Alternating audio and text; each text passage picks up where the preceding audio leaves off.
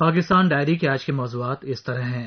66% Pakistani P T I حکومت سے غیر مطمئن، گیلپ سروے۔ جولائی سے فروری کے درمیان 484 ارب روپے تک محصول میں گراوٹ۔ مسلم لیگ نون نے وفاقی حکومت پر ریاست مخالف پالیسیوں کا عائد کیا الزام۔ ہمارے ملک میں آئین ہے مگر آزاد اور زندہ نہیں، مولانا فضل الرحمان کا بیان۔ اور احسان اللہ احسان کے خلاف مقدمے میں ناکامی پر ریاستی اداروں سے پشاور ہائی کورٹ نے طلب کیا جواب۔ پاکستان میں عوام پاکستان تحریک انصاف حکومت سے نالا نظر آ رہے ہیں۔ عوامی آرا جاننے کے لیے معروف ادارے گیلپ پاکستان نے وفاقی اور صوبائی حکومتوں کی کارکردگی کے حوالے سے اپنے تازہ سروے میں کہا ہے کہ 60% سے بھی زیادہ پاکستانی شہری عمران حکومت کی کارکردگی سے مطمئن نہیں ہیں۔ نیوز انٹرنیشنل میں شائع ایک رپورٹ کے مطابق گیلپ پاکستان کا سروے فروری 2020 میں کیا گیا، جس کے مطابق 66% پاکستانیوں نے پی ٹی آئی حکومت کی کارکردگی کے تئیں غیر اطمینانی کا اظہار کیا، جبکہ 32% شہری عمران حکومت کی کارکردگی سے مطمئن ہیں۔ سروے میں 59% کی رائے میں پی ٹی آئی حکومت کی کارکردگی گزشتہ حکومت سے خراب ہے، جبکہ 22% کی رائے میں گزشتہ حکومت سے بہتر ہے۔ اخبار لکھتا ہے کہ گیلپ سروے کے مطابق دسمبر 2018 میں 35% پاکستانیوں کی رائے تھی کہ پی ٹی آئی حکومت کی کارکردگی سابق حکومت سے خراب ہے، جبکہ 3 میں سے 2 پاکستانی پاکستان تحریک انصاف کی کارکردگی سے مطمئن نہیں ہیں اور 1 مطمئن ہے۔ سروے میں بتایا گیا ہے کہ 62% پاکستانیوں کی رائے میں ملک غلط سمت میں جا رہا ہے، جبکہ 35% کی رائے میں سمت درست ہے۔ خیال رہے کہ اگست 2018 میں 34% پاکستانیوں کی رائے میں ملک کی سمت غلط تھی۔ گیلپ سروے کے مطابق سندھ کے 16%، بلوچستان کے 13%، پنجاب کے 34% اور خیبر پختونخوا کے 64% عوام وفاقی حکومت کی کارکردگی سے مطمئن ہیں۔ 5 میں سے 3 پاکستانیوں کی رائے میں پی ٹی آئی حکومت کی کارکردگی گزشتہ حکومت سے خراب ہے، جبکہ 1 کی رائے میں بہتر ہے۔ اخبار کے مطابق سروے میں بتایا گیا ہے کہ پاکستان تحریک انصاف کے 20% حامی وفاقی حکومت کی کارکردگی سے مطمئن نہیں ہیں، جبکہ مسلم لیگ نون کے 90% اور پیپلز پارٹی کے 89% حامی مطمئن نہیں ہیں۔ 70% مرد اور 60% خواتین وفاقی حکومت کی کارکردگی سے مطمئن نہیں ہیں۔ گیلپ سروے کے مطابق 30 سال سے کم عمر کے 66% افراد، جبکہ 50 سال تک کی عمر کے 67% اور 50 سال سے بڑی عمر کے 65% افراد وفاقی حکومت کی کارکردگی سے مطمئن نہیں ہیں۔ پنجاب کے 46% افراد کی رائے میں وزیر اعلی پنجاب کی کارکردگی خراب ہے، 31% کی رائے میں اچھی ہے، جبکہ سندھ کے 62% کی رائے میں وزیر اعلی سندھ کی کارکردگی خراب اور 11% کی رائے میں اچھی ہے۔ گیلپ سروے کے حوالے سے اخبار مزید لکھتا ہے کہ خیبر پختونخوا میں 53% کی رائے میں وزیر اعلی کے پی کے کی کارکردگی اچھی، 26% کی رائے میں خراب ہے، جبکہ بلوچستان کے 76% کی رائے میں وزیر اعلی بلوچستان کی کارکردگی خراب اور 7% کی رائے میں اچھی ہے۔ خیبر پختونخوا کے 53% عوام نے وزیر اعلی کے پی کے کی کارکردگی مثبت بتائی، جبکہ 25% نے منفی بتائی۔ پنجاب کے 31% افراد نے عثمان بزدار کی کارکردگی کو مثبت اور 46% نے منفی قرار دیا۔ سندھ کے 12% عوام نے مراد علی شاہ کی کارکردگی کی مثبت اور 62% عوام نے منفی ریٹنگ کی۔ بلوچستان کے 7% عوام نے جام کمال کی کارکردگی کو مثبت اور 77% نے منفی قرار دیا۔ گیلپ سروے کے مطابق پی ٹی آئی کے 73% حامیوں کی رائے میں ملک کی سمت درست ہے، جبکہ 26% کی رائے میں درست نہیں ہے۔ مسلم لیگ نون کے 25% اور پی پی پی کے 10% کی رائے میں ملک کی سمت درست ہے، جبکہ مسلم لیگ نون کے 75% حامی اور پی پی پی کے 89% حامی کی رائے میں ملک کی سمت غلط ہے۔ پاکستان کو ان دنوں مالی خسارہ کا سامنا ہے۔ ڈان نیوز میں شائع رپورٹ کے مطابق فیڈرل بورڈ آف ریونیو یعنی ایف بی آر رواں مالی سال کے پہلے 8 ماہ یعنی جولائی سے فروری کے درمیان ٹیکس اکٹھا کرنے کا ہدف پورا نہیں کر پایا، جس کی وجہ سے اس میں 484 ارب روپے کی کمی سامنے آئی ہے۔ ڈان نیوز لکھتا ہے کہ فراہم کیے گئے اعداد و شمار کے مطابق ایف بی آر نے اس عرصے کے دوران 32 کروڑ 9 ارب روپے کے ہدف کے مقابلے میں 27 کروڑ 25 ارب روپے ہی وصول کیے۔ فروری میں ایف بی آر نے اس ماہ کے 417 ارب روپے کے ہدف کے مقابلے میں 318 ارب روپے جمع کر کے 99 ارب روپے کی کمی کا ذکر کیا۔ ٹیکس سال 2019 میں ٹیکس گوشوارے جمع کروانے والے افراد یعنی ٹیکس ریٹرن فائلرز کی تعداد گزشتہ سال کے 29 لاکھ کے مقابلے میں 24,40,000 ہوئی ہے۔ اخبار لکھتا ہے کہ 4 لاکھ ٹیکس دہندگان نے ٹیکس سال 2019 میں اپنا گوشوارہ جمع نہیں کرایا۔ تاہم ترجمان نے کہا کہ جن لوگوں نے اس سال ریٹرن فائل نہیں کیا وہ گزشتہ سال نیل فائلرز تھے۔ دوسری جانب ایف بی آر کے اعلیٰ عہدیداروں کا خیال ہے کہ فیڈرل بورڈ آف ریونیو میں اعلیٰ عہدوں پر افسران اور چیئرمین کی تقرری میں تاخیر کے باعث ٹیکس کے محکمے میں غیر یقینی صورتحال پیدا ہو گئی ہے، جس کی وجہ سے روزانہ کی بنیاد پر ریونیو میں کمی آ رہی ہے۔ خیال رہے کہ چیئرمین ایف بی آر شبر زیدی غیر معینہ مدت کے لیے چھٹی پر ہیں اور حکومت نے رکن انتظامیہ نوشین امجد کو محکمے کا چارج دیا ہے۔ جنوری سے ٹیکس کے معاملات روزانہ کی بنیاد پر سنبھالے جا رہے ہیں، جس کی وجہ سے محصولات کی وصولی میں مستقل کمی واقع ہو رہی ہے۔ پاکستان میں جہاں معیشت زبوں حالی کا شکار ہے، وہیں عمران حکومت کو حزب اختلاف کی جانب سے تنقید کا سامنا بھی ہے۔ ڈان نیوز میں شائع ایک رپورٹ کے مطابق مسلم لیگ نون کے سیکریٹری جنرل احسن اقبال نے کہا ہے کہ وفاقی حکومت کی غلط پالیسیوں کی وجہ سے ملک بربادی کی راہ پر ہے۔ انہوں نے کہا کہ پاکستان کی معیشت روز بروز تنزلی کا شکار ہوتی جا رہی ہے۔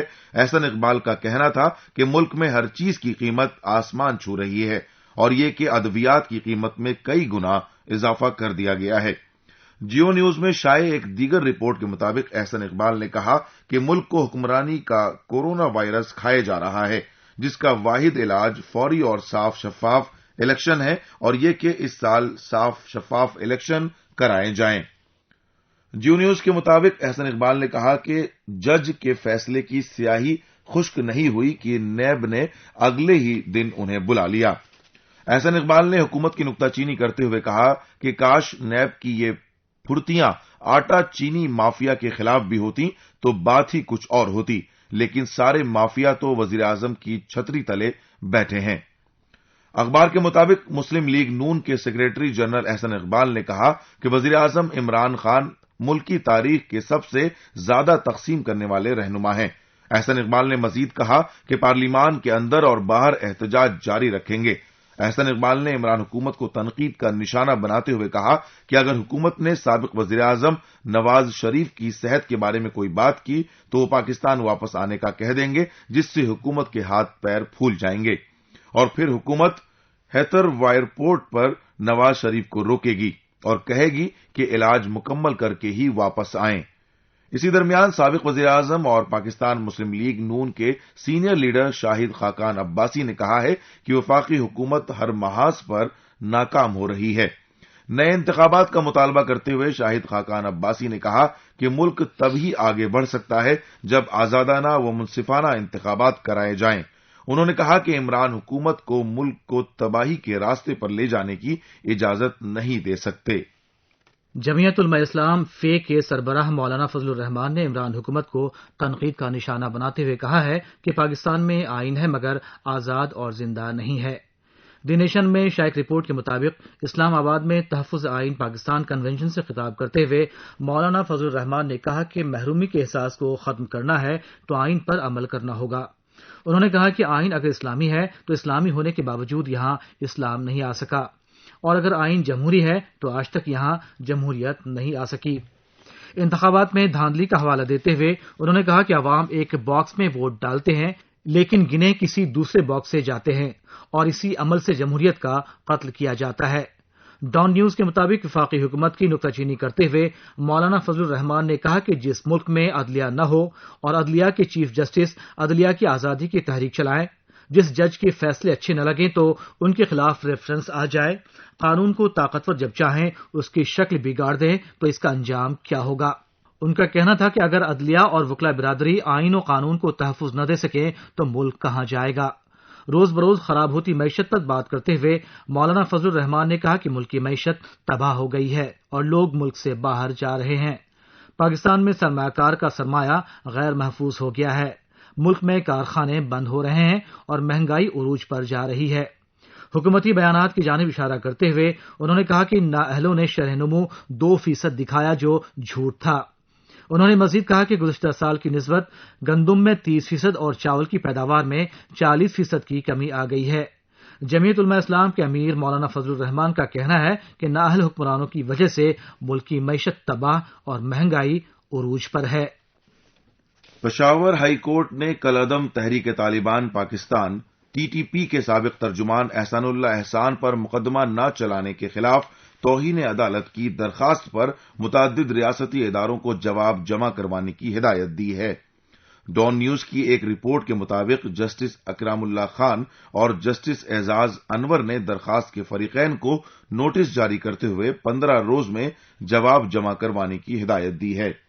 اخبار لکھتا ہے کہ مذکورہ درخواست 2014 میں آرمی پبلک اسکول پر ہونے والے حملے میں شہید طالب علم کے والد فضل خان نے دائر کی تھی۔ درخواست گزار نے موقف اختیار کیا تھا کہ فریقین نے احسان اللہ احسان کو سابق حکومت کی جانب سے مبینہ معافی کے منصوبے کے خلاف دائر درخواست پر دیے گئے عدالتی حکم کی سنگین خلاف ورزی کی ہے۔